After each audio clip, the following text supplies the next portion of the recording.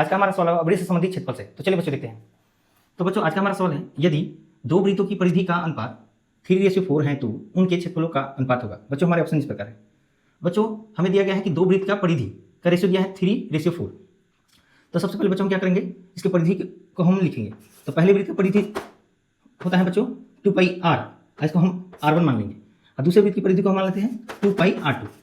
इनका रेशियो कितना दिया है 3/4। अब बच्चों 2π से 2π कट जाएगा तो ये हमें वृत्त का त्रिज्या का रेशियो निकल जाएगा, तो ये हो जाएगा 3:4।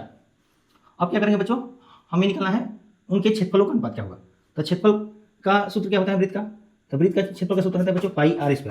तो यहाँ पहले वाले वृत्त के क्षेत्रफल को हम r1 मान लेंगे और दूसरे वाले वृत्त के क्षेत्रफल को हम क्या करते हैं r2 मान लेते हैं, ये स्क्वायर हो जाएगा। अब यहाँ पे मान रख देते हैं, तो ये पाई से पाई क्या हो जाएगा बच्चों, खत्म हो जाएगा। ये r1 का मान कितना है 3, तो यहाँ पे 3 का स्क्वायर हो जाएगा। और ये r2 का मान कितना है बच्चों 4, तो ये 4 का स्क्वायर हो जाएगा। बताओ ये हो जाएगा 3 का स्क्वायर, 3 का 9, ये 4 का स्क्वायर 4 का 16।